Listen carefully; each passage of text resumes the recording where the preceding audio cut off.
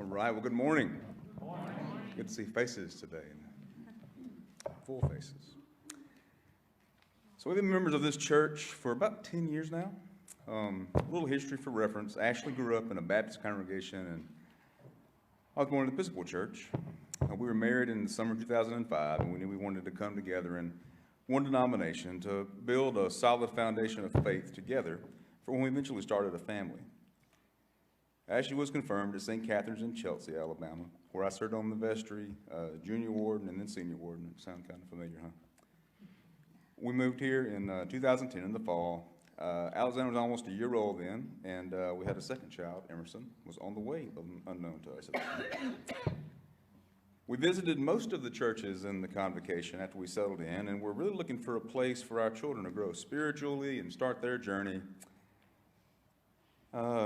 their own faith journey that would allow them to find their place in the church. We found Holy Comforter, and what we found here was not just a church for our children to go to Sunday school and, do that stuff, right? But a home for our family as it grew, and a place for the members of our little family to grow, each as individuals and together as a family in faith in their own way. Church of the Holy Comforter truly became a home for us in an area we didn't have anybody but each other. Holy Comforter has given us time and again the gift of love in action. And that's why we continue to give our time, talents, and our financial resources to Holy Comforter. Now, we all know that everyone's journey is different, but what's special about this church and the people that make up this church is that they'll walk with you on your journey. They will sit with you on your journey, or they'll do whatever is needed for you as you walk along with your journey. This church has been there for us in so many ways and has given us a space to grow into ourselves as both adults and parents, while giving our children space to grow as well. It all began by welcoming our family of 3, which quickly turned into a family of 4. Cindy was very quick to turn Emerson's first church service into a baby blessing. And when Alexander was admitted to the hospital for a neurological disorder, we were quickly embraced by this church.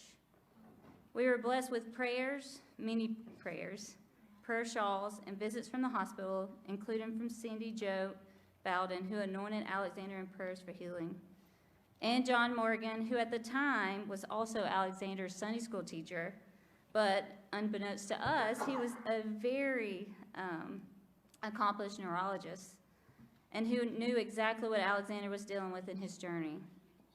This was a wow moment for us, and it cemented that we were exactly in the right church for our family. Holy Comforter was there for our whole family and walked with us on a long journey of subsequential doctor's visits and OT and PT visits that lasted many years. Holy Comforter truly became our home in one of the hardest times in our lives. We completed our family with our baby girl Hanley, and the church walked with us on that pregnancy with baby blessings, visited us in the surgery prep room with prayers from Don Berry, and ultimately with Cindy and Scotty Need, baptizing Hanley in this holy space. The most important thing to us is our family. And not only has our family been embraced by the members of this church, but our children have embraced the church as well, and they serve through their participation in so many ways, by being ushers, acolytes, and communion bread disposals at the end of the service, just to name a few.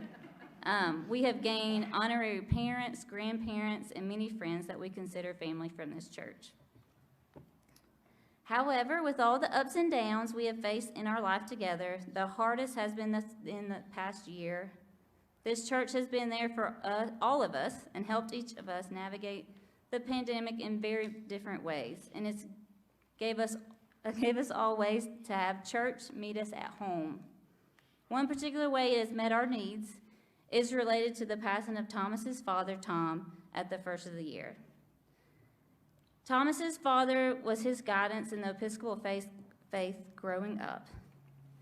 And the passing of Tom's personal pastor friend, the Reverend Al Perkins, he passed away late in October of 2020, made it hard for us to proceed forward in his funeral. You see, even though Al married Thomas's parents in 1981 and was the priest at his home church in Alexander City in the 70s, when Tom served in the vestry there, Thomas's father had always stubbornly said that Al would officiate his funeral. Cindy, even though she had just finished her knee surgery, took the time and she anointed Thomas to officiate the funeral as a lay person. Over the phone, might I add. And she took the time and, I messed that up, and gave him step-by-step instructions so that he could give his father the funeral that he deserved.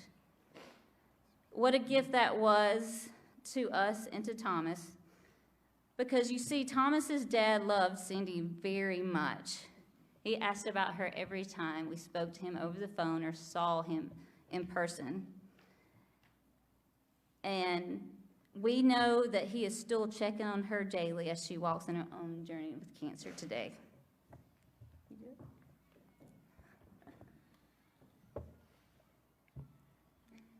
He'd always say, "How's that lady preacher doing?"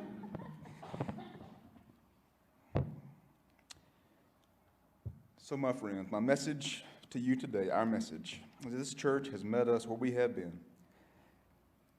And we know it's going to meet you where you are, where you're going, wherever that is, whatever that may be, whatever it may mean to you. The Lord really, truly only knows. Holy Comfort will embrace you and your family as its own. We'll give your children a place here in the church. And we'll teach you how to express and love God with all your heart, soul, mind, and strength, and love your neighbor as you would yourself. Do that, and your neighbor will love you as well. And that truly is the gift of love in action. Amen.